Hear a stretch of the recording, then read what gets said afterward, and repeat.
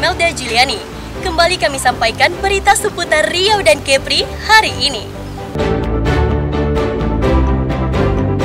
Kebakaran hutan yang telah berlangsung selama 3 hari di Kampar kian meluas. Kebakaran diduga sengaja dilakukan orang tidak bertanggung jawab untuk membuka perkebunan baru.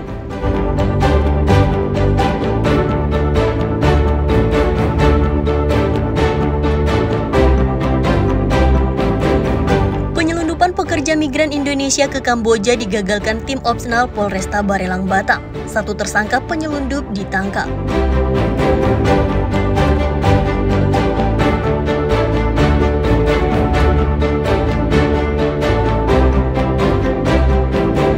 Seekor ular king cobra bersembunyi di dalam lemari rumah warga di Lingga. Petugas damkar dikerahkan untuk mengevakuasi hewan berbisa itu.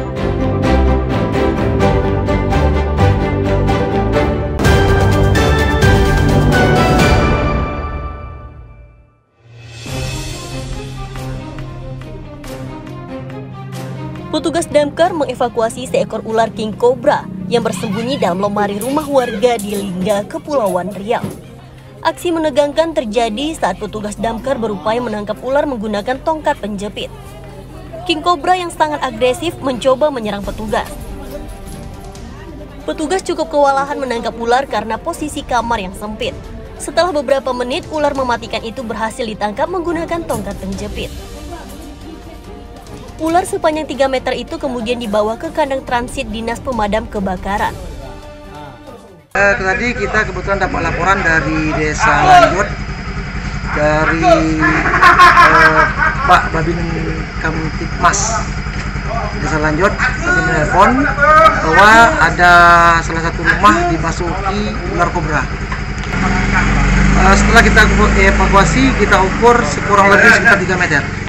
Kebetulan ular tersebut masuk di kamar salah satu rumah warga, jadi kita melakukan evakuasi dengan menggunakan plastik ular. Alhamdulillah kerjasama yang baik, ular tersebut dapat kita evakuasi. Ya, cuman ada agak kesulitan sedikit tadi karena posisi kamarnya agak sempit. Kita menggunakan sepatu dan sarung tangan juga. Ya, kebetulan pas kita lagi mau evakuasi, karena ularnya lumayan besar, makanya ada perlawanan sedikit, agak sulit posisinya di dalam lemari baju. Diperkirakan ular keluar dari sarangnya di semak belukar yang berada di sekitar rumah warga. Warga diimbau supaya membersihkan pekarangan agar tidak memicu kemunculan satwa berbisa. Selanjutnya, ular king cobra akan dilepas liarkan ke hutan yang jauh dari permukiman penduduk. Aulia Ihsan melaporkan dari Lingga, Kepulauan Riau.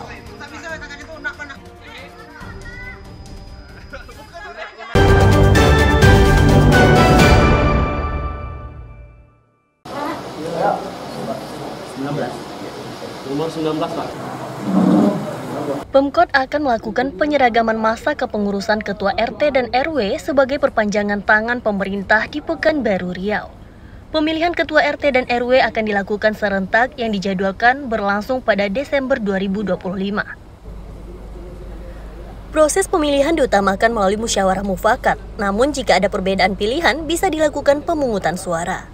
Keberadaan rukun tetangga dan rukun warga atau RT RW dinilai sangat penting serta menjadi perpanjangan tangan Pemkot di tengah masyarakat.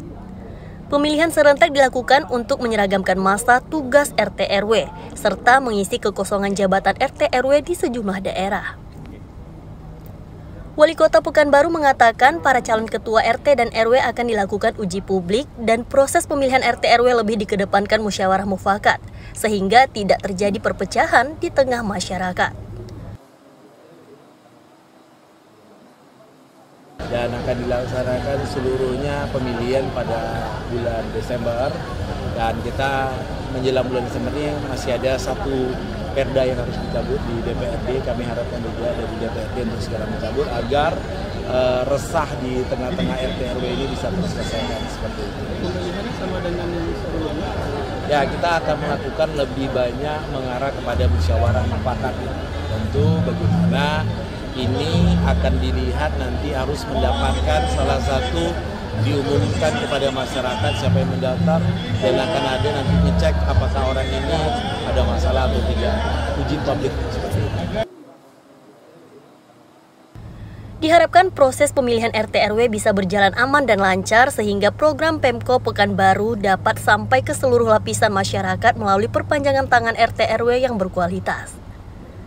Ahmad Iswanan Wahyu Falatehan melaporkan dari Pekanbaru, Riau.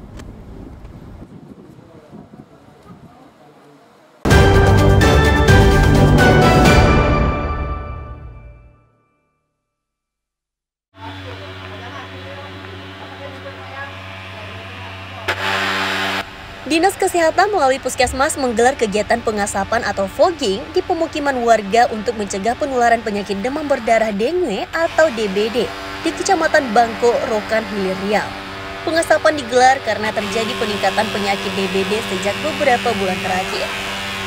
Petugas melakukan pengasapan dari rumah ke rumah untuk memusnahkan jentik nyamuk yang menularkan penyakit mematikan tersebut.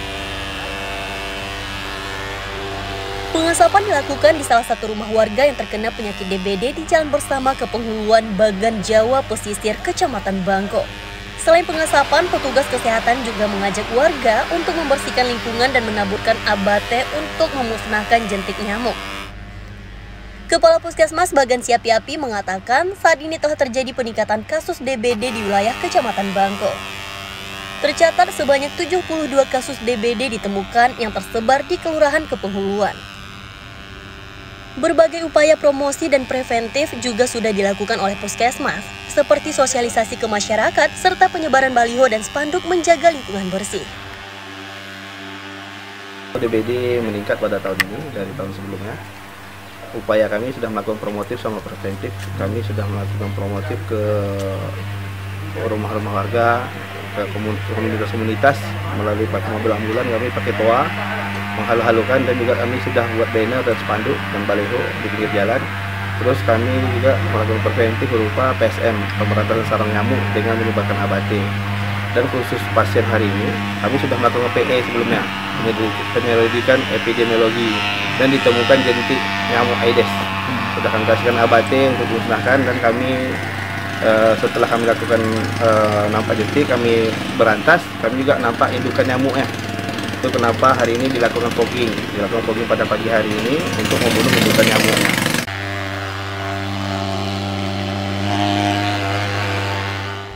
Guna mencegah merebaknya kasus DBD, masyarakat diimbau untuk menggiatkan gotong royong membersihkan lingkungan.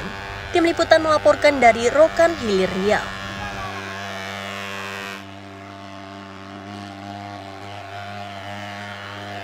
Informasi tadi sekaligus menutup jumpa kita hari ini. Wakili tim SSJ yang bertugas, saya Melda Juliani pamit. Selamat pagi, selamat beraktivitas.